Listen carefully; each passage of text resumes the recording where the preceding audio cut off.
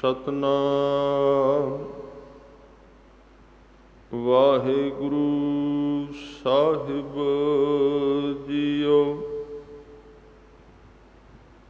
एक ओंकार श्री वाहिगुरु जी की फतह। पातशाही दसवीं कबियो बाच बेनती चौपई। हमरी करो हाथ दे रक्षा, पूरन होए चित्त की इच्छा। तब चरणन मन रहे हमारा, अपना जान करहो प्रतपारा। हमरे दुष्ट सबे तुम काबहो, आप हाथ दे मोहे बचावो। सुखी बसै मोरो परिवारा, सेवक सिख सबे करतारा। मोर अच्छा निज कर दे करिए, सब बैरन को आज संघरिए। पूरन होए हमारी आशा, तोर भजन की रहे प्यासा। तुम्हें छाड़ कोई अवर ना त्याऊं, जो बर चाहूं सो तुम ते पाऊं। सेवक सिख हमारे तारिय है, चुन चुन सतर हमारे मारिय। आप हाथ दे मुझे उबरिय, मरण काल का त्रास निवरिय। हु जो सदा हमारे पच्छा, श्री अस तुझ जो करियो रक्षा। हु जो सदा हमारे पच्छा, श्री अस तुझ जो करियो रक्षा। वाहिगुरु जी का खालसा, वाहिगुरु जी की फतेह। सतगुरु सच्चे पातशाह दीन दुनिया दे मालक, गुरता गद्दी उपर शोभायमान श्री गुरु ग्रंथ साहिब महाराज पातशाह जी दे पावन पवित्र चरना कमलों अंदर शोभायमान गुरु रूप साध संगत जीओ। आप जी भागशाली हो। अकाल पुरख वाहिगुरु वालों मिली अमोलक मनुखी देही नूं गुरु चरनां विच पहुँच के सफल कर रहे हो। सतगुरुआं कलगीधर पातशाह जी ने अज किरपा कीती है। उन्हां दे पावन मुखार बिंद तो उचारण कीती हुई पवित्र बाणी, जो कि पिछे आपां नितनेम दीयां बाणियां दी विचार कर रहे हाँ। जपजी साहब, जाप साहब और पिछले दिनी तव प्रसाद सवैये विचारे गए ने। अज तू ये बाणी चौपाई साहब, जो कि अमृत पान करन दे वक्त ਇਹ ਬਾਣੀ ਚੌਥੇ ਨੰਬਰ ਤੇ ਪੜ੍ਹੀ ਜਾਂਦੀ ਹੈ ਔਰ ਗੁਰਸਿੱਖ ਦੇ ਹਰ ਰੋਜ਼ ਦੇ ਨਿਤਨੇਮ ਅੰਦਰ ਵੀ ਇਹ ਬਾਣੀ ਗੁਰੂ ਕਲਗੀਧਰ ਪਾਤਸ਼ਾਹ ਨੇ ਪੜ੍ਹਨੀ ਜ਼ਰੂਰੀ ਕੀਤੀ ਹੈ। ਇਸ ਬਾਣੀ ਦੀ ਜਿਹੜੀ ਅਸਥਾਨ ਹੈ ਉਹ ਦਸਮ ਗ੍ਰੰਥ ਅੰਦਰ ਮੌਜੂਦ ਹੈ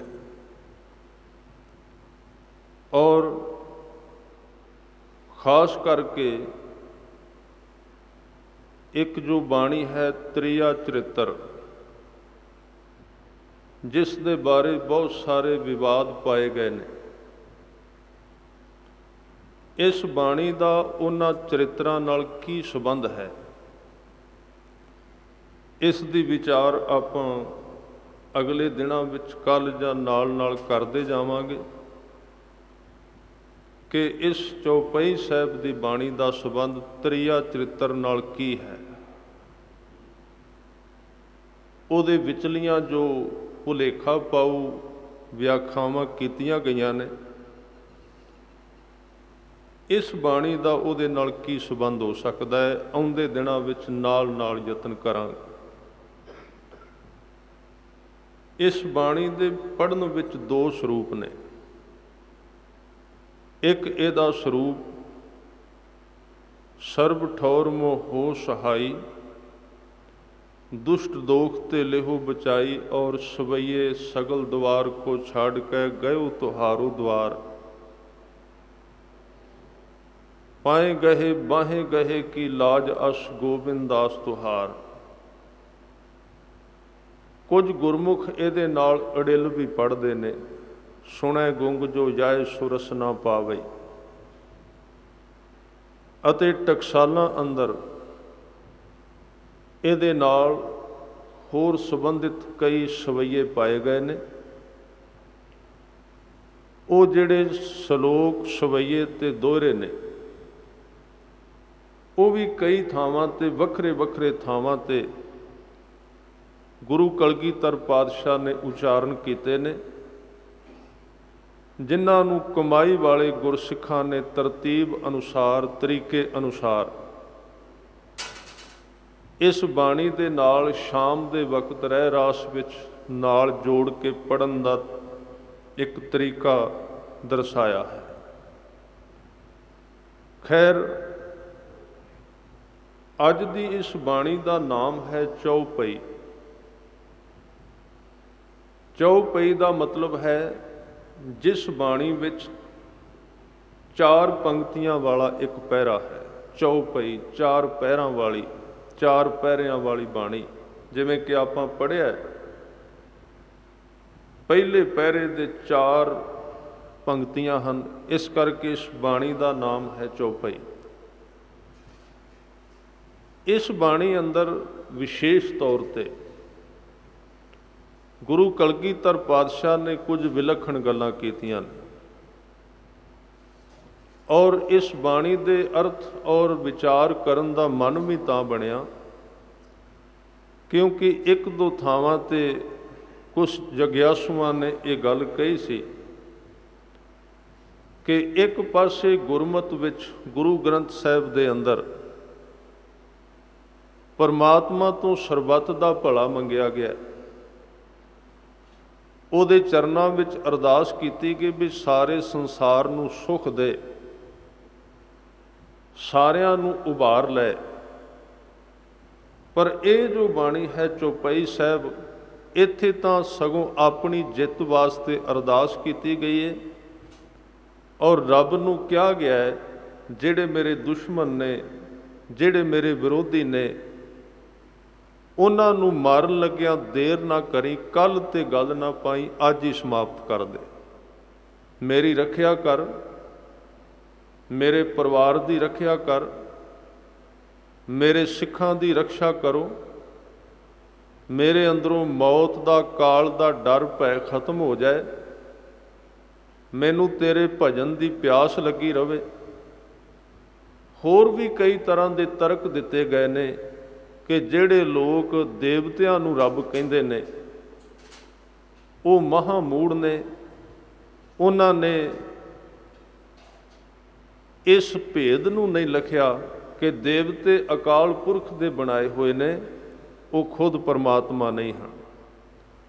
बहुत सारियां गल्लां कहण तो बाद अखीर ते गुरु साहब ने कुछ भुलेखियां दा खंडन कीता है कि भावें मैं राम दी गल कीती है दसम ग्रंथ दे अंदर, कृष्ण दी चर्चा कीती गई है, 24 अवतारां दी व्याख्या कीती है, होर अनेक प्रकार दियां कृष्ण चरित्र किया गया, रामचंद्र दी गल कीती, देवियां दी गल कीती, देवतियां दी विचार आई है, पर इन्हां दी व्याख्या दा अर्थ नहीं कि मैं इन्हां देवी देवतियां दा पुजारी हाँ। मैं इन्हां नूं अपने कन्नां नाल सुनिया और कन्नां नाल सुन के वेख्या भी समाज विच इन्हां दियां कहानियां प्रचलित ने, लोक इन्हां तो प्रभावित ने, ते लोकां दे मन नूं रब नाल जोड़न वास्ते मैं इन्हां दी व्याख्या दा सहारा लैके सिर्फ व्याख्या कीती है। मेरा वैसे इन्हां नाल पूजन दा जां मनण दा कोई संबंध नहीं है। ये सारियां संखेप जिहियां इस बाणी दीयां भावनावां मैं आप जी नाल साझीआं कीतीआं। हुण मैं इत्थे बेनती करां, गुरमत दे अंदर दो तरह दे बल दा, दो तरह दी शक्ति दा विवरण आउंदा है। एक पासे गुरु साहब कहणगे, कलगियां वाले खुद कहंदे ने कि बंदे दियां अपणियां बाहां विच बल होना चाहिदा है। गुरु ग्रंथ साहब सच्चे पातशाह कहंदे ने कि आपन हत्थी अपना आपे ही काश वारी है। होर मैं बचन साझे करां जिहदे विच सिख दे सिर ते एक जिम्मेवारी पाई गई है कि तू भी कुछ अपनी जिंदगी विच अपना बल, अपनी शक्ति, अपनी समझ की वरतों करनी है। मैं एक तुक साझी करां जिहदे विच सच्चे पातशाह जी कहंदे ने, कबीर साहब दे श्लोक ने जिन्हां विच उन्हां ने बचन कीते ने, कबीर साचा सतगुर क्या करै, जो सिखां मैं चूक, अंधे एक ना लगे जो बांस बजाइए फूक। ਇਹਦਾ ਭਾਵ है कि सतगुरु सच्चा होवे, गुरु शक्तिशाली होवे, वो अपने सिख दे सिर ते हथ भी रखे, ਉਹਦੇ ਤੇ किरपा भी करदा है, ते जे सिख दे अंदर कमी है, चूक है, भुलेखा है, गलती है, ते वो बांस वर्गा अंदरों खाली है भी एक पासों फूक मारो दूजे पासे निकल जाएगी। उत्थे गुरु कुछ नहीं कर सकता। गुरु भावें सारी शक्ति ला दे, सिख दा कुछ सवारिया नहीं जाता। उत्थे सिख दे सिर ते जिम्मेवारी है। मैं जिहड़ी गल कर रहा सी, गुरु गोबिंद सिंह सच्चे पातशाह ने दो प्रकार दे बल का जिक्र किया है। एक उन्होंने बंदे दे अपने सुते पे बल नूं जगाया है और ये गल कही है, को किसी को राज ना दे है, जो ले हैं निज बल से ले हैं। निज बल इत्थे एक शब्द है निज बल, ते दूसरा शब्द है परमात्मा दा बल। दोवां नूं जोड़िया गया है।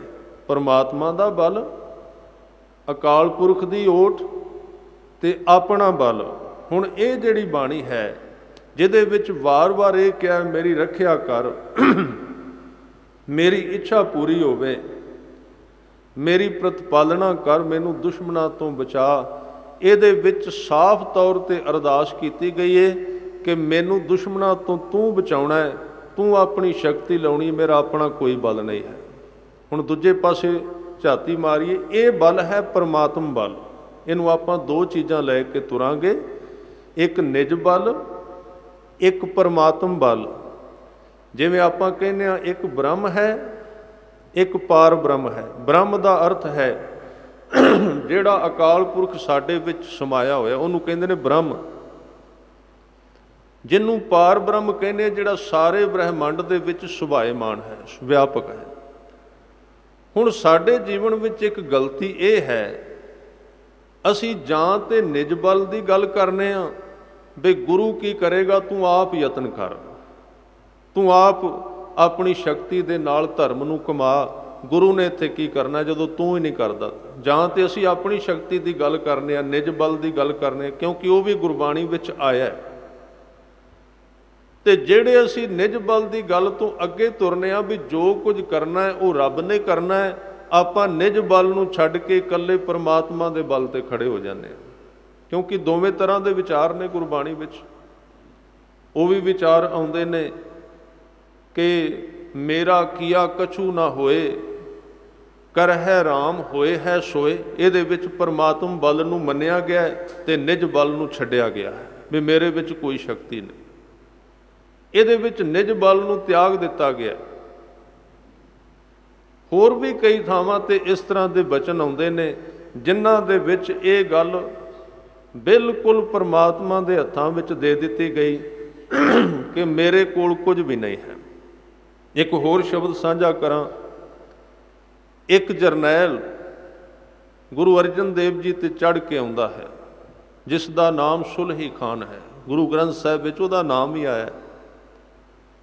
ਸੁਲਹੀ ਖਾਨ ਜਦੋਂ ਚੜ੍ਹ ਕੇ ਆ ਰਿਹਾ ਤੇ ਕਿਸੇ ਨੇ ਖਬਰ ਦਿੱਤੀ, 4 ਸਿੱਖ ਬੈਠੇ ਸਨ, ਸਲਾਹਾਂ ਹੋਈਆਂ ਕਿਵੇਂ ਰੋਕੀਏ, ਕਿਵੇਂ ਕਰੀਏ। ਗੁਰੂ ਅਰਜਨ ਦੇਵ ਸੱਚੇ ਪਾਤਸ਼ਾਹ ਉਸ ਵੇਲੇ ਬੈਠੇ ਨੇ, ਸਿੱਖਾਂ ਤੋਂ ਸਲਾਹ ਲੈਂਦੇ ਨੇ ਵੀ ਕਿਹੜਾ ਤਰੀਕਾ ਵਰਤੀਏ। ਸੁਲਹੀ ਖਾਨ ਚੜ੍ਹ ਕੇ ਆ ਰਿਹਾ ਲਾਹੌਰ ਤੋਂ ਲੁੱਟਣ ਵਾਸਤੇ, ਮਾਰਨ ਵਾਸਤੇ, ਕਿਹੜਾ ਤਰੀਕਾ ਵਰਤਣਾ ਚਾਹੀਦਾ। ਤੇ ਇੱਕ ਨੇ ਕਹਿ ਦਿੱਤਾ ਪ੍ਰਿਥਮੈ ਮਤਾ, ਸਾਡੀ ਸਲਾਹ ਹੈ ਪ੍ਰਿਥਮੈ ਮਤਾ ਜੇ ਪੱਤਰੀ ਚਲਾਵੋ। ਆਪਾਂ ਚਿੱਠੀ ਲਿਖ ਕੇ ਸੁਲਹੀ ਖਾਨ ਵੱਲ ਭੇਜੀਏ ਬਈ ਸਾਡੇ ਨਾਲ ਤੂੰ ਗੱਲਬਾਤ ਕਰ। ਇਹ ਪਹਿਲੀ ਸਲਾਹ ਦਿੱਤੀ ਗਈ, ਪ੍ਰਥਮੇ ਮਤਾ ਜੇ ਪੱਤਰੀ ਚਲਾਵੋ, ਦੂਤੀਏ ਮਤਾ ਦੋਏ ਮਾਨਕ ਪਹੁੰਚਾਵੋ। ਦੂਜੇ ਨੇ ਸਲਾਹ ਦਿੱਤੀ ਵੀ 2-4 ਬੰਦੇ ਇਕੱਠੇ ਹੋ ਕੇ ਸੁਲਹੀ ਖਾਨ ਨੂੰ ਮਿਲੀਏ, ਉਹਦੇ ਨਾਲ ਗੱਲ ਕਰੀਏ। ਤੇ ਤੀਜੇ ਨੇ ਕਿਹਾ ਵੀ ਤ੍ਰਿਤੀਏ ਮਤਾ ਕਿਛ ਕਰੋ ਉਪਾਇਆ। ਉਪਾਇਆ ਦਾ ਮਤਲਬ ਇਹ ਹੈ ਵੀ ਆਪਾਂ ਕੋਈ 4 ਡਾਂਗਾਂ ਇਕੱਠੀਆਂ ਕਰੀਏ, ਉਹਦਾ ਮੁਕਾਬਲਾ ਕਰੀਏ। ਇਹ 3 ਤਰ੍ਹਾਂ ਦੀਆਂ ਸਲਾਹਾਂ ਹੋਈਆਂ। ਹੁਣ ਇੱਥੇ ਕਈ ਵਾਰੀ ਕਿਉਂਕਿ ਇਹ ਗੱਲ ਨਾਲ ਚੱਲੇਗੀ ਵੀ ਦਸਮ ਗ੍ਰੰਥ ਬਾਰੇ ਵਿਵਾਦ ਕਿਉਂ ਹੈ, ਭਾਵੇਂ ਕਿ ਇਹਦਾ ਹੱਲ ਮੇਰੇ ਬੋਲਿਆ ਨਹੀਂ ਹੋਣਾ, ਕਿਉਂਕਿ ਇਹ ਬੜੇ ਚਿਰ ਤੋਂ ਬੋਲ ਰਹੇ ਨੇ ਲੋਕ। ਇਹਦਾ ਹੱਲ ਤਾਂ ਨਹੀਂ ਵੀ ਜਿਹਨੂੰ ਕਹਿੰਦੇ ਨੇ ਵੀ ਜਿਹੜਾ ਭਾਂਡਾ ਮੇਰੀ ਦੁਕਾਨ ਵਿੱਚ ਨਾ ਅਸੀਂ ਦੁਕਾਨਦਾਰ ਬਣ ਗਏ। ਧਰਮ ਦੀ ਸਮਝ ਵਿਵਾਦ ਕਿਉਂ ਨਹੀਂ ਹਟਦਾ। ਵਿਵਾਦ ਤਾਂ ਨਹੀਂ ਹਟਦਾ ਵੀ ਅਸੀਂ ਦੁਕਾਨਾਂ ਖੋਲੀਆਂ ਨੇ। ਦੁਕਾਨ ਦਾ ਮਤਲਬ ਕੀ ਹੈ? ਉਹਦਾ ਇੱਕ ਨਿਯਮ ਹੁੰਦਾ ਹੈ। ਦੁਕਾਨਦਾਰ ਦਾ ਇੱਕ ਨਿਯਮ ਹੈ ਵੀ ਉਹਦੀ ਦੁਕਾਨ ਦੇ ਵਿੱਚ ਜਿਹੜਾ ਸੌਦਾ ਪਿਆ ਭਾਵੇਂ ਮਿੱਟੀ ਹੋਵੇ, ਉਹਨੂੰ ਪਤਾ ਵੀ ਹੈ ਮਿੱਟੀ ਹੈ, ਪਰ ਜਦੋਂ ਗ੍ਰਾਹਕ ਆਵੇਗਾ ਨਾ ਉਹ ਕਹੇਗਾ ਜੋ ਕੁਝ ਤੁਹਾਨੂੰ ਅਸੀਂ ਦੇਣਾ ਸਾਰੀ ਦੁਨੀਆ ਵਿੱਚੋਂ ਨਹੀਂ ਮਿਲ ਸਕਦਾ, ਜਿਹੜਾ ਸਾਡਾ ਸੌਦਾ ਹੈ ਸਾਰਿਆਂ ਤੋਂ ਵਧੀਆ। ਇਹ ਇਮਾਨਦਾਰੀ ਨਹੀਂ ਹੈ, ਆਪਣੀ ਦੁਕਾਨ ਨੂੰ ਸਲਾਹੁਣਾ। ਇਸੇ ਤਰ੍ਹਾਂ ਸਾਡੇ ਮਨ ਦੇ ਵਿੱਚ ਸਾਡੀ ਦੁਕਾਨ ਪਈ ਹੋਈ ਹੈ ਜਿਹਦੇ ਵਿੱਚ ਅਸੀਂ ਆਪਣੇ ਵਿਚਾਰਾਂ ਦਾ ਸੌਦਾ ਰੱਖਿਆ ਹੋਇਆ। ਆਪ ਵਿਚਾਰ ਇਕੱਠੇ ਕੀਤੇ ਨੇ, ਗੁਰੂ ਦੇ ਵਿਚਾਰ ਨਹੀਂ ਹਨ। ਤੇ ਅਸੀਂ ਆਪਣੇ ਵਿਚਾਰਾਂ ਦੇ ਸੌਦੇ ਨੂੰ ਹਮੇਸ਼ਾ ਇਹ ਕਹਿੰਦੇ ਹਾਂ ਕਿ ਜੋ ਕੁਝ ਮੈਨੂੰ ਪਤਾ ਲੱਗਾ ਹੈ ਉਹਦੇ ਤੋਂ ਵੱਧ ਹੋਰ ਕਿਸੇ ਨੂੰ ਪਤਾ ਨਹੀਂ ਹੈ।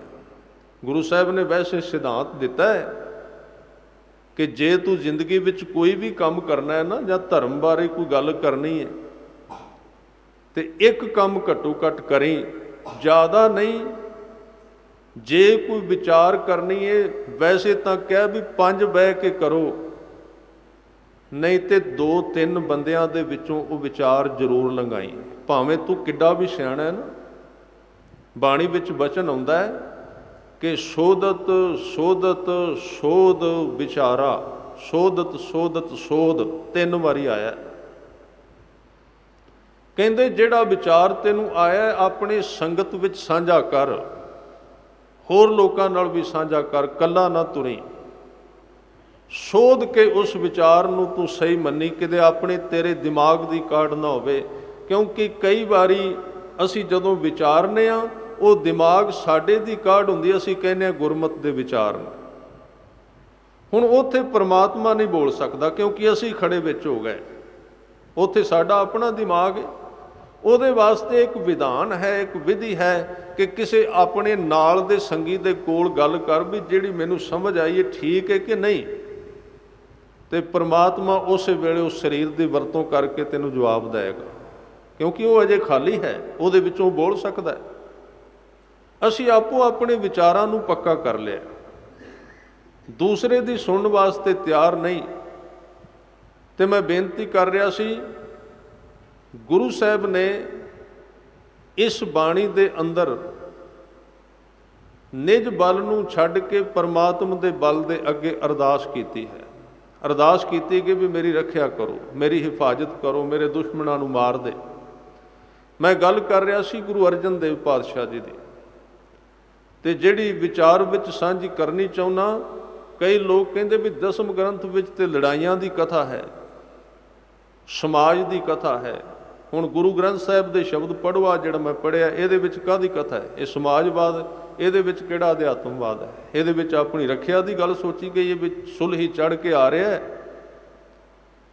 ਤੇ ਸੁਲਹੀ ਖਾਨ ਜਿਹੜਾ ਉਹਨੂੰ ਕਿਵੇਂ ਰੋਕਣਾ ਹੈ? 4 ਬੰਦੇ ਬੈਠੇ ਨੇ, ਪਹਿਲਾ ਕਹਿੰਦਾ ਚਿੱਠੀ ਲਿਖੀਏ, ਦੂਜਾ ਕਹਿੰਦਾ ਵੀ 2-4 ਬੰਦੇ ਭੇਜ ਦਈਏ, ਦੂਤੀਏ ਮਤਾ ਦੋਇ ਮਾਨਕ ਪਹੁੰਚਾਵੋ, ਤੀਜਾ ਕਹਿੰਦਾ ਕੋਈ ਉਪਾਅ ਕਰੀਏ। ਸਾਰੀਆਂ ਗੱਲਾਂ ਸਮਾਜ ਦੀਆਂ ਨਾ, ਲੜਾਈ ਦੀਆਂ ਨੇ।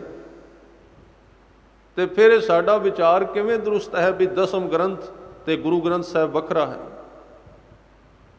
ਤਾਂ ਬੇਨਤੀ ਜਿਹੜੀ ਸਾਂਝੀ ਕਰ ਰਿਹਾ ਸੀ, ਗੁਰੂ ਅਰਜਨ ਦੇਵ ਸੱਚੇ ਪਾਤਸ਼ਾਹ ਨੇ ਇੱਥੇ ਇੱਕ ਗੱਲ ਕਹੀ, ਕਹਿਣ ਲੱਗੇ ਤਰੀਕੇ ਤੁਹਾਡੇ ਵੀ ਠੀਕ ਨੇ, ਮਾੜੇ ਨਹੀਂ।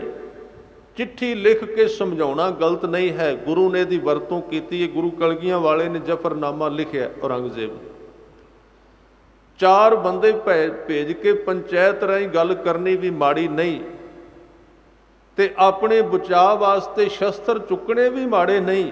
ਪਰ ਗੁਰੂ ਅਰਜਨ ਦੇਵ ਜੀ ਨੇ ਕਿਹਾ ਭਾਈ ਇਹ ਜਿਹੜਾ ਵਕਤ ਚੱਲ ਰਿਹਾ ਹੈ, ਇਹ ਸਮਾਂ ਪਿਛਲੇ 3 ਕੰਮਾਂ ਦਾ ਨਹੀਂ, ਹੁਣ ਵਕਤ ਇੱਕੋ ਕੰਮ ਦਾ ਹੈ ਕਿ ਮੈਂ ਸਭ ਕੁਝ ਛੋੜ ਪ੍ਰਭ ਤੂੰ ਹੀ ਧਿਆਇਆ। ਚੌਥੀ ਚੀਜ਼ ਨੂੰ ਵਰਤ ਲਈਏ, ਪਿਛਲੀਆਂ 3 ਨੂੰ ਛੱਡ ਦਈਏ। ਗਲਤ ਨਹੀਂ ਕਿਹਾ ਉਹਨਾਂ ਨੂੰ, ਇਹ ਖਿਆਲ ਰੱਖੋ।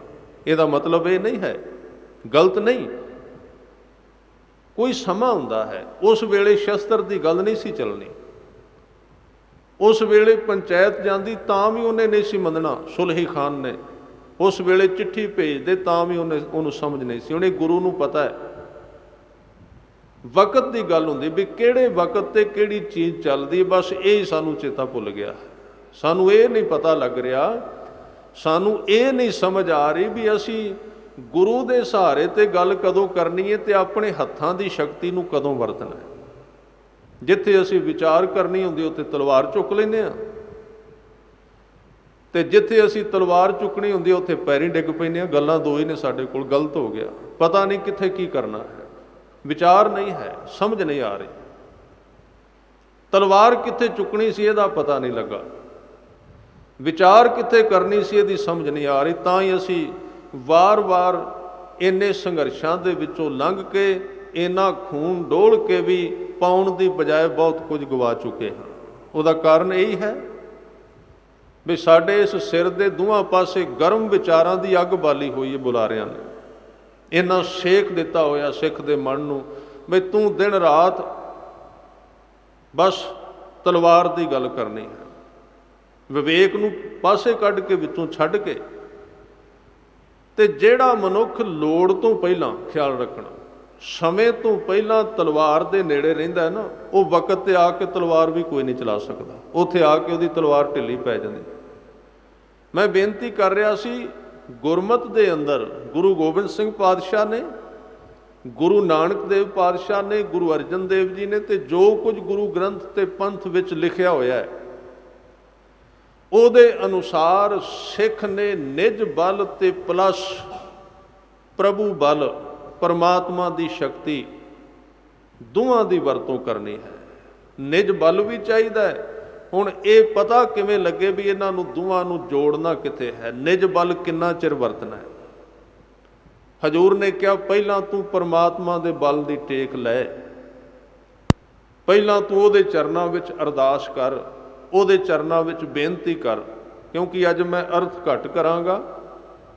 ਇਸ ਬਾਣੀ ਦਾ 2 ਦਿਨ ਬੇਸ ਬਣਾਉਣਾ ਹੈ ਵੀ ਬਾਣੀ ਕਾਹਦੇ ਉੱਤੇ ਖੜੀ ਹੈ। ਚੌਪਈ ਸਾਹਿਬ ਜਿਹੜੀ ਹੈ ਇਹਦੇ ਵਿੱਚ ਜਿਹੜਾ ਦੁਸ਼ਮਣਾਂ ਨੂੰ ਮਾਰਨ ਦੀ ਗੱਲ ਕੀਤੀ ਆਪਣੀ ਰੱਖਿਆ ਦੀ, ਇਹਦੇ ਕਾਰਨ ਕੀ ਨੇ? ਅਰਥ ਤੇ ਤੁਹਾਨੂੰ ਵੀ ਆਉਂਦੇ ਨੇ, ਸਿੱਧੀ ਪੰਜਾਬੀ ਹੈ। ਤਾਂ ਗੁਰੂ ਸਾਹਿਬ ਨੇ ਜਿਹੜਾ ਸਾਨੂੰ ਤਰੀਕਾ ਦੱਸਿਆ ਸੀ, ਦੋ ਚੀਜ਼ਾਂ ਦੀ ਵਰਤੋਂ ਕਰਨੀ ਹੈ ਜੀਵਨ ਵਿੱਚ। ਉਹਦੇ ਵਿੱਚ ਪ੍ਰਭੂ ਬਲ ਦਾ ਅਰਥ ਹੈ ਰੱਬ ਅੱਗੇ ਅਰਦਾਸ ਕਰ, ਉਹਦੀ ਟੇਕ ਲੈ, ਉਹਨੂੰ ਕਹਿ ਮੇਰੇ ਵਿੱਚ ਕੋਈ ਸ਼ਕਤੀ ਨਹੀਂ। ਉਹਦੇ ਅੱਗੇ ਅਰਦਾਸ ਕਰ ਬਈ ਮੈਂ ਆਪਣੇ ਗਲ ਵਿੱਚ ਰੱਸੀ ਪਾ ਕੇ ਤੇਰੇ ਅੱਗੇ ਸੱਟ ਦਿੱਤੀ ਏ, ਹੁਣ ਤੂੰ ਬਚਾਉਣਾ ਹੈ ਕਿ ਮਾਰਨਾ, ਤੇਰੀ ਮਰਜ਼ੀ ਹੈ। ਅਰਦਾਸ ਕਰ, ਬੇਨਤੀ ਕਰ। ਹੁਣ ਉਹ ਅਰਦਾਸ ਕਰਦਿਆਂ ਇੱਕ ਦਿਨ ਰੱਬ ਨੇ ਖੁਸ਼ ਹੋ ਕੇ ਤੇਰੇ ਸਿਰ ਦੇ ਉੱਤੇ ਹੱਥ ਰੱਖਣਾ ਹੈ। ਹੁਣ ਜਿੱਦਣ ਉਹਨੇ ਹੱਥ ਰੱਖ ਦਿੱਤਾ, ਉਦਣ ਤੇਰੇ ਅੰਦਰਲਾ ਨਿਜ ਬਲ ਜਾਗਣਾ ਚਾਹੀਦਾ ਹੈ, ਤੇਰੇ ਡੋਲਿਆਂ ਦੀ ਸ਼ਕਤੀ ਜਾਗਣੀ ਚਾਹੀਦੀ, ਆਪਣਾ ਬਲ, ਉਹਨੂੰ ਨਿਜ ਬਲ ਕਹਿੰਦੇ ਨੇ। ਮੈਂ ਗੁਰੂ ਤੇਗ ਬਹਾਦਰ ਸਾਹਿਬ ਜੀ ਦੇ ਦੋਹਰੇ ਜਿਹੜੇ ਨੇ ਸ਼ਲੋਕਾਂ ਦੇ ਅੰਦਰ ਉਹ ਸਾਂਝੇ ਕਰਦੇ ਹਾਂ, ਜਿਹਦੇ ਵਿੱਚ ਇੱਕ ਦੇ ਵਿੱਚ ਅਰਦਾਸ ਕੀਤੀ ਗਈ ਹੈ ਤੇ ਕਿਹਾ ਗਿਆ ਮੇਰੇ ਵਿੱਚ ਕੋਈ ਬਲ ਨਹੀਂ, ਤੇ ਜਦੋਂ ਉਹ ਅਰਦਾਸ ਪੂਰੀ ਹੋ ਗਈ ਉਸ ਵੇਲੇ ਨਿਜ ਬਲ ਦੀ ਗੱਲ ਕੀਤੀ ਗਈ। ਪਹਿਲਾ ਦੋਹਰਾ ਹੈ ਜਿਹਦੇ ਵਿੱਚ ਗੁਰੂ ਤੇਗ ਬਹਾਦਰ ਸਾਹਿਬ ਕਹਿੰਦੇ ਨੇ ਬਲ ਛੁਟਕਿਓ ਮੇਰੇ ਕੋਲ ਕੋਈ ਸ਼ਕਤੀ ਨਹੀਂ ਹੈ, ਮੇਰੇ ਕੋਲ ਕੋਈ ਤਾਕਤ ਨਹੀਂ, ਬਲ ਛੁਟਕਿਓ ਮੇਰੇ ਵਿੱਚ ਕੋਈ ਸ਼ਕਤੀ ਨਹੀਂ ਰਹੀ। ਬੰਧਨ ਪਰੇ, ਚੌਹਾਂ ਪਾਸਿਓਂ ਮੈਨੂੰ ਬੰਧਨ ਪੈ ਗਏ ਨੇ, ਚੌਹਾਂ ਪਾਸਿਓਂ ਮੈਨੂੰ ਰੁਕਾਵਟਾਂ ਪਈਆਂ ਹੋਈਆਂ। ਬਲ ਛੁਟਕਿਓ ਬੰਧਨ ਪਰੇ, ਕਛੂ ਨਾ ਹੋਤ ਉਪਾਏ। ਹੁਣ ਮੈਂ ਜਿਹੜੇ ਉਪਾਅ ਕਰਨਾ ਵਾ ਇੱਕ ਵੀ ਨਹੀਂ ਚੱਲਦਾ, ਨਾ ਪੱਤਰੀ ਚੱਲਦੀ ਹੈ, ਨਾ ਪੰਚਾਇਤ ਚੱਲਦੀ ਹੈ, ਨਾ ਸ਼ਸਤਰ ਚੱਲਦੇ ਨੇ, ਕੁਝ ਨਹੀਂ ਚੱਲ ਰਿਹਾ। ਕਛੂ ਨਾ ਹੋਤ ਉਪਾਏ, ਕੋਈ ਉਪਾਅ ਨਹੀਂ। ਇਹਦੇ ਵਿੱਚ ਸੰਪੂਰਨ ਆਪਣੇ ਆਪ ਨੂੰ ਹੀਣ ਭਾਵਨਾ ਵਿੱਚ ਲੈ ਕੇ ਜਾਣਾ ਵੀ ਮੇਰੇ ਕੋਲ ਕੁਝ ਨਹੀਂ ਹੈ। ਜੇ ਉਹਨੇ ਥੋੜਾ ਜਿਹਾ ਵੀ ਬਚਾ ਲਿਆ ਨਾ ਵੀ ਇੰਨੀ ਕੁ ਸਹਾਇਤਾ ਤੁਸੀਂ ਕਰੋ ਬਾਕੀ ਮੈਂ ਕਰਾਂਗਾ, ਨਹੀਂ, ਫਿਰ ਨਹੀਂ ਚੱਲੇਗਾ, ਫਿਰ ਅਰਦਾਸ ਦੇ ਨਿਯਮ ਪੂਰੇ ਨਹੀਂ ਹੋਣਗੇ। ਸੌਂਪਿਆ ਨਹੀਂ ਗਿਆ, ਦਿੱਤਾ ਨਹੀਂ ਗਿਆ, ਅਰਦਾਸ ਦੀ ਵਿਧੀ ਪੂਰੀ ਨਹੀਂ ਹੋਈ। ਤਾਂ ਪਹਿਲੇ ਵਿੱਚ ਗੁਰੂ ਤੇਗ ਬਹਾਦਰ ਸਾਹਿਬ ਕਹਿੰਦੇ ਬਲ ਛੁਟਕਿਓ ਬੰਧਨ ਪਰੇ, ਕਛੂ ਨਾ ਹੋਤ ਉਪਾਏ, ਕਹੋ ਨਾਨਕ ਅਬ ਓਟ ਹਰ। ਹੁਣ ਬਸ ਤੇਰੀ ਓਟ ਹੈ, ਹੁਣ ਬਸ ਤੇਰਾ ਹੀ ਆਸਰਾ ਹੈ, ਹੋਰ ਕੋਈ ਮੇਰੀ ਸਹਾਇਤਾ ਨਹੀਂ ਕਰ ਸਕਦਾ। ਕਹੋ ਨਾਨਕ ਅਬ ਓਟ ਹਰ, ਤੇ ਅੱਗੇ ਉਦਾਹਰਨ ਦੇ ਦਿੱਤੀ ਗੱਜ ਜਿਉਂ ਹੋ ਸਹਾਏ। ਗੱਜ ਉਹ ਹਾਥੀ ਸੀ ਜਿਹੜਾ ਦਰਿਆ ਦੇ ਕੰਢੇ ਤੇ ਪਾਣੀ ਪੀਣ ਜਾਂਦਾ ਹੈ, ਖਿਆਲ ਰੱਖਣਾ। ਉਦਾਹਰਨ ਕੀ ਦਿੱਤੀ ਗਈ? ਅਰਦਾਸ ਦੀ ਤਸਵੀਰ ਇਸ ਉਦਾਹਰਨ ਦੇ ਵਿੱਚ ਦੱਸੀ ਗਈ। ਅਰਦਾਸ ਬੰਦਾ ਕਦੋਂ ਕਰਦਾ ਹੈ? ਉਹਦੇ ਤੋਂ ਪਹਿਲਾਂ ਅਰਦਾਸ ਨਹੀਂ ਕਰੇਗਾ, ਉਹਦੇ ਤੋਂ ਪਹਿਲਾਂ ਚੌਪਈ ਨਹੀਂ ਪੜ੍ਹੇਗਾ, ਬੇਨਤੀ ਨਹੀਂ ਕਰੇਗਾ। ਅਰਦਾਸ ਕਦੋਂ ਕਰਦਾ? ਗੱਜ ਇੱਕ ਹਾਥੀ ਹੈ ਪੁਰਾਣਿਕ ਗਾਥਾ ਦੇ ਅਨੁਸਾਰ, ਜਿਹੜਾ ਜ਼ਮੀਨ ਤੇ ਕਿਸੇ ਕਾਰਨ ਪਹਿਲਾਂ ਗਵਈਆ ਸੀ ਜਾਂ ਕੌਣ ਸੀ, ਜ਼ਮੀਨ ਤੇ ਹਾਥੀ ਹੈ। ਸਾਡੇ ਵਾਸਤੇ ਉਹ ਹਾਥੀ ਪਿੱਛੇ ਜੋ ਸੀ ਠੀਕ ਸੀ। ਉਹ ਇੱਕ ਦਰਿਆ ਦੇ ਕੰਢੇ ਤੇ ਪਾਣੀ ਪੀਣ ਜਾਂਦਾ ਹੈ। ਪਾਣੀ ਪੀਣ ਲੱਗਾ, ਪਾਣੀ ਪੀਂਦਿਆਂ ਦੇ ਪੈਰ ਨੂੰ ਤੇਂਦੂਏ ਨੇ ਫੜ ਲਿਆ। ਹੁਣ ਤੇਂਦੂਆ ਜਿਹੜਾ ਬੜਾ ਤੁਹਾਨੂੰ ਪਤਾ ਹੈ ਬੜੀ ਸ਼ਕਤੀਸ਼ਾਲੀ, ਬੜਾ ਜ਼ਬਰਦਸਤ ਉਹਦੀ ਤਾਕਤ। ਜਦੋਂ ਉਹਨੇ ਪੈਰ ਫੜ ਲਿਆ ਹਾਥੀ ਨੇ ਬੜਾ ਜ਼ੋਰ ਲਾਇਆ। ਪਹਿਲਾਂ ਜ਼ੋਰ ਲਾਉਂਦਾ ਆਦਮੀ, ਖਿਆਲ ਰੱਖੋ, ਪਹਿਲਾਂ ਜ਼ੋਰ ਲਾਇਆ, ਪਹਿਲਾਂ ਤਾਕਤ ਲਾਈ, ਬੰਧਨ ਪੈ ਗਿਆ ਸੀ, ਫਸ ਗਿਆ ਸੀ। ਬਲ ਛੁੱਟ ਕੇ ਉਹ ਬੰਧਨ ਪਰੇ, ਇਹ ਘਟਨਾ ਵਾਪਰ ਗਈ। ਕਛੂ ਨਾ ਹੋ ਤੂੰ ਪਾਏ, ਛੁੱਟਿਆ ਨਹੀਂ ਪਿਆ ਜਾਂਦਾ ਹਾਥੀ ਤੋਂ। ਹਾਥੀ ਨੇ ਬੜੀਆਂ ਚੰਗਿਆੜਾਂ ਮਾਰੀਆਂ, ਉਹਦੀ ਆਵਾਜ਼ ਕਈ ਮੀਲਾਂ ਵਿੱਚ ਗੂੰਜ ਗਈ। ਜ਼ੋਰ ਲਾਇਆ ਉਹਨੇ, ਸ਼ਕਤੀ ਲਾਈ, ਤਾਕਤ ਲਾਈ। ਜਦੋਂ ਤਾਕਤ ਲਾਈ, ਸ਼ਕਤੀ ਲਾਈ, ਛੁੱਟ ਨਹੀਂ ਸਕਿਆ। ਤੇ ਹਾਥੀ ਜਿਹੜਾ ਹੈ ਉਹ ਬੜਾ ਜਾਗਿਆ ਹੋਇਆ ਜੀਵ ਸੀ ਇੱਕ, ਨਹੀਂ ਤੇ ਆਮ ਪਸ਼ੂ ਕਿੱਥੇ ਅਰਦਾਸ ਕਰਦਾ? 90% ਤੇ ਬੰਦਿਆਂ ਨੂੰ ਅਰਦਾਸ ਕਰਨ ਦਾ ਪਤਾ ਨਹੀਂ ਕਿਵੇਂ ਕਰੀਦੀ। ਇੱਥੇ ਇੱਕ ਬੜਾ ਵੱਡੀ ਘਟਨਾ ਹੈ। ਆਮ ਕਿਹਾ ਗਿਆ ਵੀ ਮਨੁੱਖੀ ਸਰੀਰ ਤੋਂ ਬਿਨਾਂ ਕੋਈ ਅਰਦਾਸ ਨਹੀਂ ਕਰ ਸਕਦਾ, ਪਰ ਕਿਤੇ ਕਿਤੇ ਗੁਰੂ ਗ੍ਰੰਥ ਸਾਹਿਬ ਵਿੱਚ ਆਉਂਦਾ ਹੈ ਪਸ਼ੂ ਵੀ ਅਰਦਾਸ ਕਰ ਸਕਦਾ ਤੇ ਪੰਛੀ ਵੀ ਅਰਦਾਸ ਕਰ ਸਕਦੇ। ਦੋ ਚੀਜ਼ਾਂ ਦਾ ਤੇ ਸਾਫ਼ ਤੌਰ ਤੇ ਜ਼ਿਕਰ ਹੈ ਨਾ। इधर हाथी का जिक्र किया गुरु तेग बहादुर साहब ने, उन्हें अरदास की फिर ते एक थां ते फिर बबीहे का जिक्र आउंदा भी बबीहा अमृत वेले बोलिया तां दर सुनी पुकार। ये उदाहरण दी गई। हाथी ने जदों पूरा छुट्टण का जोर लाया तो वह बल हार गया। जदों सारी शक्ति चली गई तो उन्हें अंदरों मन विच मन लिया भी अज तू छुटेगा नहीं, अज ये तेंदुआ तेनू डेग लेगा, तेरे शरीर नू पाड़ देगा, तेनू इन्हें खत्म कर देना है। मन दे विच अपना जिहड़ा धुरा सी बिल्कुल टुट गया, खत्म हो गया। उस अवस्था विच अरदास निकली, उहदे विच अरदास निकली। बंदा अरदास करदा ही उदों है जदों अपना जोर ला के थक जाता है। आ जिन्ने कर्म ने ना, आपां सच जाणो ये चंगे ने सारे कर्म। असी बड़ियां सियाणपां वरतने आ, बड़े यतन करने आ, ये करा लांगे, वो करा लांगे, ये करांगे भी। ये क्यों दिते ने? ये तां दिते ने क्योंकि ये कर करके सिख थक जाए तो थक के गुरु के अगे डिग पवे, अरदास करे, कह दे मेरे तो कुछ नहीं होंदा। ये इत्थे लियाउण वास्ते ने इस बिंदु ते, क्योंकि सिੱਖੀ की साधना उदों शुरू होंदी है जिथों मनुख का अपना बल थक जाता है तो गुरु की गोद विच, गुरु की झोली विच डिग पैंदा, सिर रख दिंदा। वो कहता मैं थक गया, मैं हार गया, मेरे पल्ले हुण कुछ नहीं रहा, तुसी वेखो की करना है, बचाउणा है बचा लो। आ शब्द आउंदा है ना, अब हम चली ठाकुर पै हार। हार के अरदास शुरू होंदी, जित के नहीं। जिते किथे अरदास करते हैं वो तो अरदास उपर वाली होंदी सिर्फ। अब हम चली ठाकुर पै हार, मैं हर पक्षों हार गया, समाज विचों भी, परिवार विचों भी, आर्थिक तौर पर भी हार गया, संसार की इज्जत के तौर पर भी हार गया, धार्मिक साधना के तौर पर भी हार गया, विकारां अगे भी हार गया, किते भी जितया नहीं। जदों सारियां तो बंदा हारदा है उदों डिगदा है तो फिर एक गल आउंदी मन विच, वो कह दिंदा है राख प्रभु भावें मार, मारना तू मार दे, बचाउणा बचा लै, तेरी मर्जी है। अध विच रखने ते अध विच रखी जा, ना मरियां विच ना जिउंदियां विच, तरसी जावांगे। ये समर्पण है। इथों अरदास शुरू होएगी, इथों सिੱਖੀ आरंभ होएगी। जिथे शब्द कहे ना भी गुरसिੱਖੀ बारीक है, खंडे धार गली अत भीड़ी, ਉਹਦੇ अर्थ खंडे दे सिर्फ उदाहरण दिते गए ने। बरीक का अर्थ है सिੱਖੀ इन्नी बरीक है कि जिहदी सुरत बिल्कुल बरीक हो जाएगी उन्होंने समझ आएगी सिੱਖੀ की, उन्होंने पता लगेगा। बरीक का मतलब यह है भी जो कुछ मैं किया है ਉਹਦੇ ਨਾਲ होया कुछ नहीं, पर पहला सारा करना पएगा भी ख्याल रखना, नहीं तो समर्पित नहीं होएगा, वो झूठा हो जाएगा, विखावा हो जाएगा। राख प्रभु भावें मार, भगत जी ने कहा फुरमान तेरा सिरा ऊपर फिर ना करत विचार, तू ही दरिया तू ही करिया तुझे ते निस्तार, बंदे बंदगी इख्तियार साहिब रोस धरो के प्यार, तू मैनू प्यार करे तां भी तेरी बंदगी, तू मेरे नाल गुस्सा करे रुस जाए तां भी तेरी बंदगी है। दोवां हालतां विच साहिब रोस धरो के प्यार, दोवां हालतां दे विच डिग्या होया जीवन, हारिया होया डिगना ही सिੱਖੀ है, डिग पैना सिੱਖੀ है। गुरु अमरदास जिस दिन डिगे सन किली नाल अड़ के, गुरु अंगद देव जी नूं कहा सी 12 साल बाद डिगे सन, ते अज गुरु अंगद देव जी ने चुक के उन्हां नूं बुला के 12 साल बाद घुट के गलवकड़ी पाई,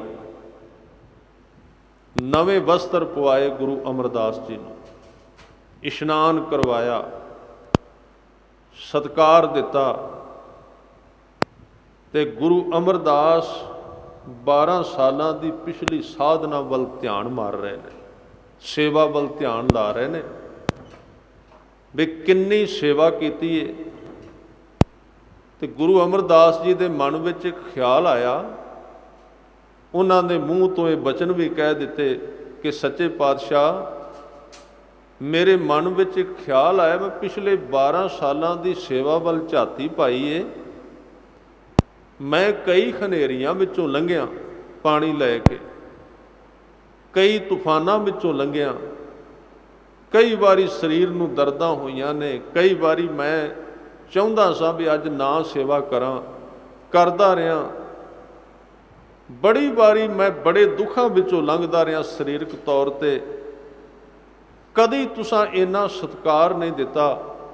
ਅੱਜ ਮੈਂ ਕਿਹੜਾ ਵੱਖਰਾ ਪਾਣੀ ਲਿਆਂਦਾ, ਪਾਣੀ ਤੇ ਉਹੀ ਹੈ, ਘੜਾ ਵੀ ਉਹੀ ਤੇ ਬਿਆਸ ਦਰਿਆ ਵੀ ਉਹੀ ਹੈ, ਅਮਰਦਾਸ ਵੀ ਉਹੀ ਹੈ, ਵੱਖਰੀ ਤੇ ਚੀਜ਼ ਕੋਈ ਲਿਆਇਆ ਨਹੀਂ ਮੈਂ, ਉਹੀ ਪਾਣੀ, ਉਹੀ ਅਮਰਦਾਸ, ਉਹੀ ਘੜਾ ਗਾਗਰ।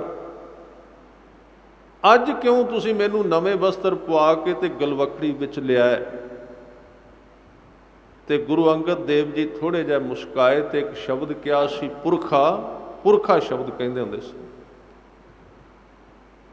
ਪੁਰਖਾ ਅਸਲ ਵਿੱਚ ਮੈਂ ਅੱਜ ਤਾਂ ਤੈਨੂੰ ਚੁੱਕਿਆ ਕਿਉਂਕਿ ਤੂੰ ਡਿੱਗ ਪਿਆ ਹੈ। ਮੈਂ 12 ਸਾਲ ਦਿਨ ਰਾਤ ਤੇਰੇ ਤੇ ਨਜ਼ਰ ਲਾ ਕੇ ਰੱਖੀ ਏ, ਮੈਂ ਇਸ ਘੜੀ ਨੂੰ ਉਡੀਕ ਰਿਹਾ ਸਾਂ, ਅਮਰਦਾਸ ਡਿੱਗੇਗਾ ਕਿੱਦਣ। ਕਿਉਂ ਮਹਾਰਾਜ, ਤੁਸੀਂ ਮੈਨੂੰ ਡੇਗਣਾ ਚਾਹੁੰਦੇ ਹੋ? ਕਿ ਨਹੀਂ, ਡੇਗਣਾ ਨਹੀਂ ਚਾਹੁੰਦੇ, ਪਰ ਮੈਂ ਚੁੱਕਦਾ ਹੀ ਉਹਨਾਂ ਨੂੰ ਆ ਜਿਹੜਾ ਡਿੱਗ ਪੈਂਦੇ ਨੇ।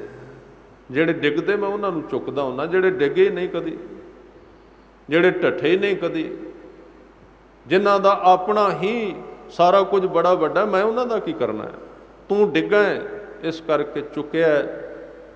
ਪੁਰਖਾ, ਮੈਂ 7 ਸਾਲ ਵਿੱਚ ਗੁਰੂ ਨਾਨਕ ਦੇ ਚਰਨਾਂ ਵਿੱਚੋਂ ਇਹ ਸਿੱਖਿਆ ਸੀ, ਗੁਰੂ ਉਹਨੂੰ ਪਿਆਰ ਕਰਦਾ ਜਿਹੜਾ ਗੁਰੂ ਅੱਗੇ ਡਿੱਗ ਪਵੇ, ਹਾਰ ਜਾਏ, ਜਿੱਤਿਆਂ ਨੂੰ ਨਹੀਂ। ਇਸ ਕਰਕੇ ਸਾਨੂੰ ਸਮਝ ਨਹੀਂ ਆਈ, ਸਿੱਖੀ ਦੀ ਸ਼ਕਤੀ ਨਾ ਕਿਤੇ ਨਿਕਲ ਜਾਏ ਵਿੱਚੋਂ, ਕਿਤੇ ਸ਼ਕਤੀ ਨਾ ਘਟ ਜਾਏ, ਕੋਈ ਖੋਹ ਕੇ ਨਾ ਲੈ ਜਾਏ। ਸਿੱਖ ਸ਼ਕਤੀ ਇਕੱਠੀ ਨਹੀਂ ਕਰਦਾ, ਸਿੱਖ ਸ਼ਕਤੀ ਗੁਰੂ ਦੇ ਅੱਗੇ ਖਿਲਾਰ ਦਿੰਦਾ, ਦੇ ਦਿੰਦਾ।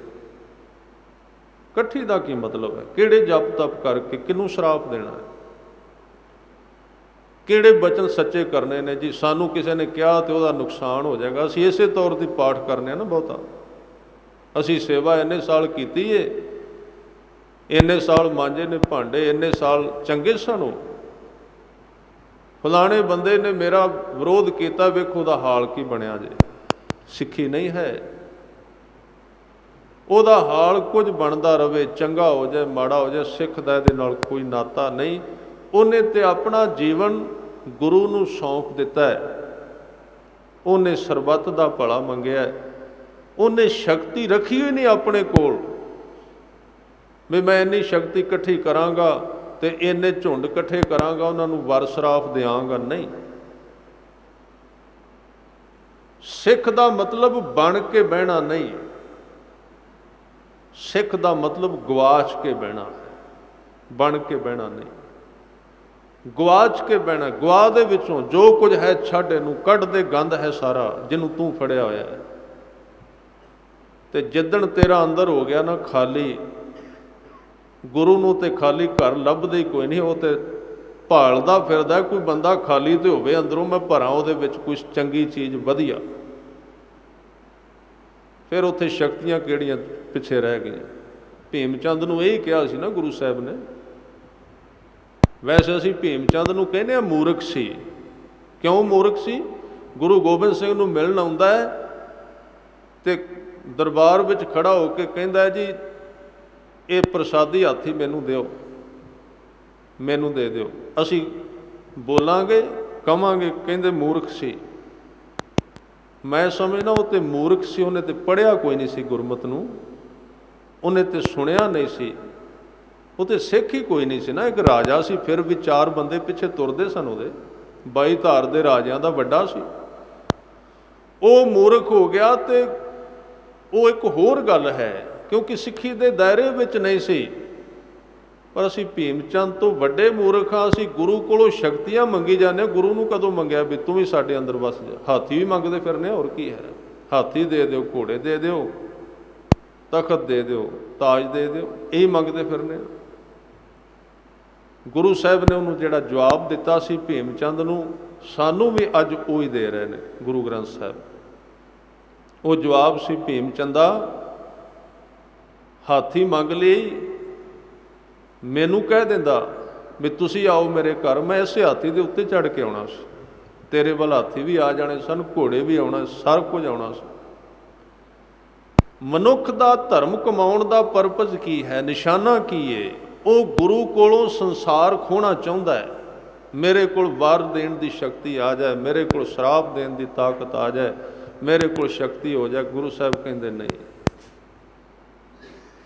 तू धो अपने आप नूं अंदरों, खाली कर दे, बस खाली कर दे, फिर मंगी भी ना पावे। क्योंकि मैं तो नज़र ला के बैठा, किते कोई तुहानूं पता है ना, जिस बंदे नूं घर ना लभदा होवे, वो बेचारा लभदा फिरदा, कोई मकान खाली है मैं किराए ते लैना, लभदा फिरदा हो, उहनूं जाके थोड़ी दसना पैंदा है। वो लभदा फिरदा, किते चज दा घर मिले सही, तो आप दौड़ के उत्थे पहुँच जाता है। गुरु ग्रंथ साहब, गुरु कलगियां वाले तो लभदे फिरदे ने, कोई सिख खाली होवे सही, खाली लभदा ही कोई नहीं, अपने विच ढोल ढमक्का अड़ाया होया है। जे कोई थां देंदा भी है ना, वो कहंदा भी आ एक कमरे का कोना है, बस इहदे विच अपना मंजा डालो, तो बाकी सारा स्टोर साडा ही, असीं सारा कबाड़ इहदे विच ही रखना, तुसीं भी आ जाओ,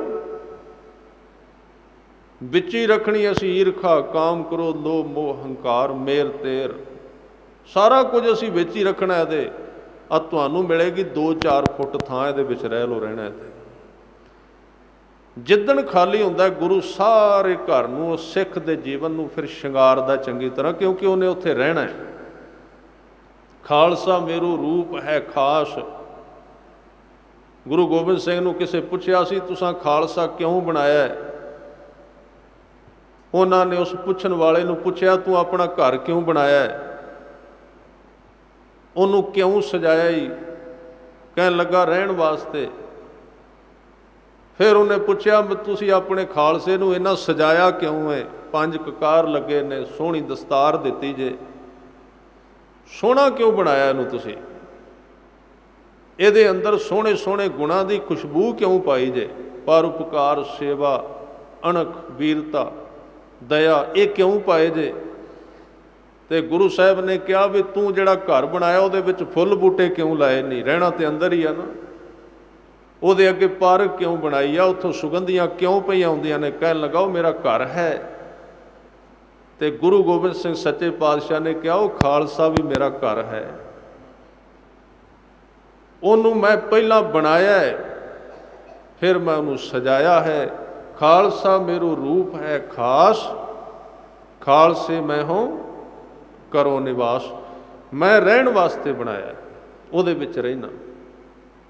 तो इस तरह खाली होना, अंदर नूं बिल्कुल खाली कर देना, पाउना नहीं। मैं गल कर रहा सी अरदास दा नियम की है, चौपाई दा नियम की है। चौपाई दा मतलब है मैं नहीं जानिया, मैनू नहीं पता लगा। तो गुरु अमरदास जी नूं दस्या गुरु अंगद देव जी ने, सिੱਖੀ ਦੇ ਕੀ नियम ने, अपने जोर नूं त्यागना। ਤਾਂ ही बाद विच गुरु अमरदास जी ने कहा सी, किसी शेख ने आके पुछया सी, शेख साधक सी, कोई जग्यासू सी, उन्हां कोल आया, बड़े 40 से कटे सन, बड़ियां उपासना कीतियां सन, बड़े साधन कीते सन, बहुत कुछ कीता सी, बड़े चेले बाले सन उहदे, बड़ा ऐश्वर्य सी, लोग भजदे सन पिछे, फुੱਲ बिखरदे सन अगे। तो एक दिन आया गुरु अमरदास जी नूं कहंदा है, मिलिया संगत विच, हजूर ने सुख सांद पुछी, बैठा रहा। हुण नाल सन उहदे सेवक, सेवकां कोल पुछना भी औखा हो जाता भी मैनूं पता नहीं।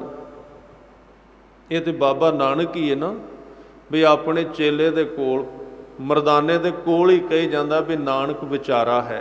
मैनू नहीं जे पता। ये तो बाबा नानक ही है ना सिर्फ, बाकी तो हुंदा भी कख नहीं अंदर, तो पालिश बड़ी गाढ़ी कीती हुंदी है, नाल अकाउंट नंबर भी दिता हुंदा है। सीधा सीधा धोखा, बिल्कुल नंगा, दिन चढ़े। एक तो हुंदा रात नूं चोरी करनी, एक हुंदा हनेरे विच नहीं। अज कल तो चोर इस तरह के ने, टीवी ते दस के चोरी करते भी तुहाडा जेब कट्टन लगे जे इस तरह कटनी, तो आपां कटाण नूं भी तैयार, सीधे बैठे हुए हैं। ये अकाउंट नंबर है, इत्थे भेज दिओ, आ खीर खा लो तो आ हो जाएगा, रसगुल्ले खाओ तो आ हो जाएगा। इदों वध होर किहड़ा सीधा सावा पखंड हो सकता। जे किसे अज तक ये नहीं भी धर्म दे विच संसार दे काम करन दी मनाही है, नहीं, धर्म दे अंदर भी संसार दे काम करन दी गल कीती गई। भगत जी ने खुद कहा है, भूखे भगत ना कीजै, जै माला अपनी लीजै। जिहदा संसारक काम नहीं चलता गुरु कोल आवे, कोई शक नहीं। पर कदी किसी गुरु ने कहा भी मेरा आ अकाउंट नंबर जिहदे विच पाओ इन्ने, ये कहा कदी किसी ने? किते नहीं कहा गया। इस तरह दियां तरीके नूं नहीं वरत्या गया। परोपकार करना माड़ा नहीं, जे कोल सच है तां पहला अपना भला कर लईए फिर करिए लोकां दा, कोई इहदे विच गलत नहीं। इस तरह हो सकता है, पर यह तरीका इन्ने पखंड दा, इस तरह की जुगत। तो मैं बेनती जिहड़ी साझी कर रहा सां, गुरु साहब ने गुरु अमरदास जी दे कोल वो शेख आया, रिद्धियां सिद्धियां सन, सब चलदा सी। गुरु अमरदास जी ने क्या प्रशादा छको, तुसी आए हो। कहन लगा मैं तुहाडे नाल गल करनी। कहंदे करो। कहंदे नहीं, इकल्लियां नाल करनी। कहंदे कोई गल नहीं, इकल्लियां नूं मिलां। इकल्लियां नूं मिले। कहंदा महाराज मैं बड़ा सत्कारत हाँ लोकां विच, लोग मनदे ने, काम भी चलदा, सब कुछ है, पर मैं तुहाडे अगे बेनती करना, जिहड़ी ठंड तुहाडे कोल आके मैनू पई है, सच जानो मैनू अपना डेरा भुल गया जे, मैनू अपने चेले भुल गए ने। ये दशा जिहड़ी तुहाडे कोल आके बनी है, अंदर एक उच्ची हवा विच चला गया है। मैनू हुण इंज प्रतीत हो रहा भी मैं किते दूर उच्ची सुहावनी थां ते हां, ते संसार कई किलोमीटर थले रह गया, वखरा हो गया उहदे नाल। ये दशा है ना गुरमुख दी। महाराज ये किवें बनेगी, ये किरपा कर दो। मंगते ने, मैं पिछले दिन भी बेनती की सी, ताकतां लैणियां सौखियां ने, ये बरकत बड़ी मुश्किल मिलती। गुरु सिर ते हथ रखे तो तां दातां मिलदियां, बंदा संसार की दलदल विचों बाहर निकले, सुरत दे तौर ध्यान उठे उहदा, इत्थों निकल जाए, इस धूड़ विचों, इस मिट्टी विचों। बंदे दी वैसे मंग है, ये नेचुरली है भी बंदा संसार विचों उच्चा उठना चाहिए 24 घंटिया विच एक बारी।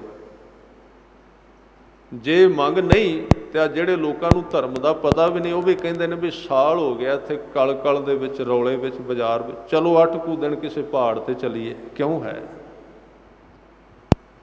चलो 4 कू दिन फोन बंद करिए, बईए आराम नाल। की कारण है? बंदे दे अंतशकरण विच डूंगी थां ते किते मंग है, कुदरती तौर पर वह संसार तो कुछ समा उच्चा रहना चाहता, वखरा, उसकी जरूरत है।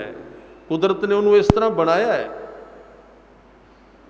जिहड़ा गुरु साहब ने नितनेम दिता है, कोई ये सिर ते पंड नहीं चुकाई, बंदे की जरूरत है नितनेम। उन्होंने चाहिए भी वो 24 घंटिया विचों 2 घंटे संसार तो टुट जाए, वखरा हो जाए, संसार विचों निकल जाए, तो ठीक रहेगा। ये उहदी तंदुरुस्ती का राज हो सकता है, उहदे जीवन का आनंद हो सकता है। इसलिए जिहदे कोल माया भी, जिन्होंने पता भी नहीं धर्म की हुंदा है, उहदे अंदर दी भी मंग हुंदी है 6 महीनों बाद किते जाइए दूर, किते निकल जाइए, इस रौले विचों बाहर होइए थोड़ा जिहा। ਤਾਂ ਉਸ ਸ਼ੇਖ ਨੇ ਵੇਖਿਆ ਵੀ ਅੱਜ ਗੁਰੂ ਅਮਰਦਾਸ ਜੀ ਦੇ ਕੋਲ ਬੈਠਿਆ ਮੈਂ ਉੱਚਾ ਹੋ ਗਿਆ, ਨਿਕਲ ਗਿਆ ਉਹਦੇ ਵਿੱਚੋਂ। ਤੇ ਗੁਰੂ ਅਮਰਦਾਸ ਜੀ ਨੇ ਫਿਰ ਉਹਨੂੰ ਜਿਹੜਾ ਉਪਦੇਸ਼ ਦਿੱਤਾ, ਕਹਿੰਦੇ ਸ਼ੇਖ ਜੀ ਅੰਦਰੋਂ ਜਿਹੜਾ ਤੁਸੀਂ ਆਪਣਾ ਜ਼ੋਰ ਲਾਈ ਜਾਂਦੇ ਹੋ ਨਾ, ਅਰਦਾਸ ਨਹੀਂ ਕਰਦੇ ਵੀ ਮੈਂ ਹੀ ਸਭ ਕੁਝ ਕਰ ਲੈਣਾ, ਇਹਨੂੰ ਛੱਡ ਦਿਓ ਪਹਿਲਾਂ, ਇਹ ਤਾਂ ਹੋਵੇਗਾ। ਜ਼ੋਰ ਛੱਡੋ ਪਹਿਲਾਂ। ਤੇ ਬਚਨ ਆਉਂਦਾ ਹੈ, ਸ਼ੇਖਾ ਅੰਦਰੋਂ ਜ਼ੋਰ ਛੱਡ। ਇਹ ਤੁਸੀਂ ਤੁਕ ਵੀ ਪੜ੍ਹ ਸਕਦੇ ਹੋ ਗੁਰੂ ਗ੍ਰੰਥ ਸਾਹਿਬ। ਹੇ ਸ਼ੇਖ, ਅੰਦਰੋਂ ਹੰਕਾਰ ਨਾਲ ਭਰਿਆ ਹੋਇਆ ਜ਼ੋਰ ਲਾਣਾ ਛੱਡ ਦੇ ਸਾਧਨਾ ਵਿੱਚ, ਅੰਦਰੋਂ ਜ਼ੋਰ ਲਾਣਾ ਛੱਡ ਦੇ। ਕਰ ਜ਼ਰੂਰ, ਮੈਂ ਤੈਨੂੰ ਤੇਰੇ ਧਰਮ ਤੋਂ ਨਹੀਂ ਰੋਕਦਾ। ਸ਼ੇਖਾ ਅੰਦਰੋਂ ਜ਼ੋਰ ਛੱਡ। ਮਹਾਰਾਜ ਜ਼ੋਰ ਕਿਵੇਂ ਛੱਡੀਏ? ਆਦਤ ਪੈ ਗਈ ਪੁਰਾਣੀ, ਮੈਂ ਕਰਨਾ ਹੈ, ਮੈਂ ਬਣ ਕੇ ਵਿਖਾਣਾ ਹੈ, ਮੈਂ ਇਸ਼ਤਿਹਾਰ ਦੇ ਉੱਤੇ ਅੱਖਾਂ ਬੰਦ ਕਰਕੇ ਬਹਿਣਾ ਤੇ ਥੱਲੇ ਲਿਖਿਆ ਹੋਣਾ 1008। ਇਹ ਕਿਵੇਂ ਛੁੱਟੇ? ਨਹੀਂ ਛੁੱਟਦਾ ਅੰਦਰੋਂ। ਤੇ ਅੱਗੇ ਜਾਚ ਦਸੀਏ, ਸ਼ੇਖਾ ਅੰਦਰੋਂ ਜ਼ੋਰ ਛੱਡ। ਕਿਵੇਂ ਛੱਡਾਂ? ਤੂੰ ਭਉ ਕਰ, ਵਾਹਿਗੁਰੂ ਨੂੰ ਕੋਲ ਸਮਝਿਆ ਕਰ ਤੇ ਉਹਦੇ ਡਰ ਥੱਲੇ ਰਿਹਾ ਕਰ, ਭਉ ਥੱਲੇ ਰਿਹਾ ਕਰ। ਤੂੰ ਭਉ ਕਰ, ਉਹਦੇ ਡਰਿਆ ਕਰ, ਉਹਦੇ ਤੋਂ ਮੇਰੇ ਕੋਲ ਹੈ, ਮੈਨੂੰ ਵੇਖ ਰਿਹਾ ਹੈ, ਮੈਂ ਉਹਦੇ ਅੱਗੇ ਕੁਝ ਵੀ ਨਹੀਂ ਹਾਂ, ਉਹ ਬੜਾ ਸ਼ਕਤੀਸ਼ਾਲੀ, ਉਹ ਬੜਾ ਮਹਾਨ ਹੈ। ਭਉ ਕਰ। ਤੇ ਅੱਗੇ ਇੱਕ ਵਚਨ ਕੀਤਾ, ਕਹਿੰਦੇ ਝੱਲ ਗਵਾਏ। ਝੱਲ ਦਾ ਅਰਥ ਹੈ ਕਮਲਾਪਣ। ਹੰਕਾਰ ਵਾਲਾ ਕਮਲਾਪਣ ਛੱਡ ਦੇ। ਹੰਕਾਰ ਦੇ ਅਰਥ ਨੇ ਕਮਲਾਪਣ। ਤੂੰ ਭਉ ਕਰ ਝੱਲ ਗਵਾਏ। ਜਾ ਇਹ ਦੋ ਕੰਮ ਕਰਕੇ ਵੇਖ ਲਈ, ਫਿਰ ਆਈ ਮੁੜ ਕੇ ਵੇਖਾਂਗੇ ਕਿਵੇਂ ਹੁੰਦਾ। ਪਿਛਲੇ ਇੰਨੇ ਸਾਲਾਂ ਦੇ ਤੇਰੇ ਕੰਮਾਂ ਨੇ ਕੀ ਕੀਤਾ ਤੇ ਇਹਨੇ ਕੀ ਕੀਤਾ? ਗੁਰੂ ਦੀ ਮੱਤ ਹੈ, ਗੁਰੂ ਅਮਰਦਾਸ ਜੀ ਦੀ। ਮੈਂ ਬੇਨਤੀ ਕਰ ਰਿਹਾ ਸੀ, ਗੁਰਮਤ ਵਿੱਚ ਦੋ ਬਲ ਵਰਤੇ ਗਏ ਨੇ, ਇੱਕ ਨਿਜ ਬਲ, ਇੱਕ ਪ੍ਰਭੂ ਬਲ। ਸਾਰਾ ਚੌਪਈ ਸਾਹਿਬ ਪ੍ਰਭੂ ਬਲ ਤੇ ਖੜਾ ਹੈ। ਮੈਂ ਗੱਜ ਦੀ ਗੱਲ ਕਰ ਰਿਹਾ ਸੀ। ਗੁਰੂ ਤੇਗ ਬਹਾਦਰ ਸਾਹਿਬ ਕਹਿੰਦੇ, ਬਲ ਛੁਟਕਿਓ ਬੰਧਨ ਪਰੇ, ਕਛੂ ਨਾ ਹੋਤ ਉਪਾਏ, ਕਉ ਨਾਨਕ ਅਬ ਓਟ ਹਰ, ਗਜ ਜੋ ਹੋ ਸਹਾਏ। ਗਜ ਨੇ ਬੜੀਆਂ ਜ਼ੋਰ ਲਾਇਆ, ਬੜਾ ਖਿੱਚਿਆ, ਜਦੋਂ ਤੇਂਦੂਏ ਨੇ ਛੱਡਿਆ ਨਹੀਂ, ਫਿਰ ਕਹਿੰਦੇ ਨੇ ਆਪਣੀ ਸੁੰਡ ਉਹਨੇ ਉੱਪਰ ਚੁੱਕ ਕੇ ਅਕਾਲ ਪੁਰਖ ਨੂੰ ਯਾਦ ਕੀਤਾ।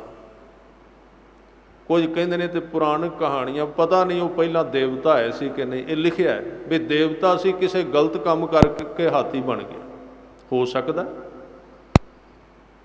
ਇਹਦਾ ਸਿਗਨਲ ਮਿਲ ਰਿਹਾ ਹੈ ਵੀ ਹਾਥੀ ਰੱਬ ਨੂੰ ਕਿਵੇਂ ਯਾਦ ਕਰ ਰਿਹਾ ਹੈ। ਸਰੀਰ ਭਾਵੇਂ ਹਾਥੀ ਦਾ ਮਿਲ ਰਿਹਾ ਹੈ, ਪਿੱਛੋਂ ਸੁਰਤ ਬੰਦੇ ਦੀ ਆਈ, ਇਸ ਕਰਕੇ ਜਾਗਿਆ ਹੋਇਆ, ਯਾਦ ਕਰ ਸਕਦਾ।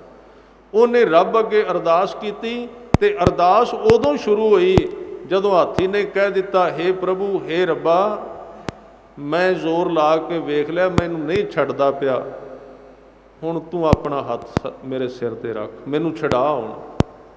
ਕਹਿੰਦੇ ਜਦੋਂ ਜ਼ੋਰ ਲਾ ਕੇ ਡਿੱਗ ਕੇ ਉਹਨੇ ਅਰਦਾਸ ਕੀਤੀ, ਉਸੇ ਵੇਲੇ ਗੁਰੂ ਤੇਗ ਬਹਾਦਰ ਸਾਹਿਬ ਕਹਿੰਦੇ, ਬਲ ਹੋਵਾ।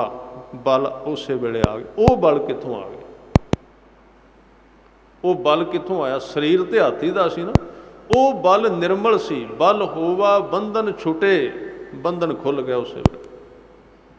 ਸਭ ਕੁਛ ਹੋਤ ਉਪਾਏ। ਹੁਣ ਉਪਾਅ ਵੀ ਚੱਲ ਪਏ। ਪੈਰ ਖਿੱਚਿਆ, ਤੇਂਦੂਏ ਨੇ ਛੱਡ ਦਿੱਤਾ, ਉਪਾਅ ਸ਼ੁਰੂ ਹੋ ਗਏ।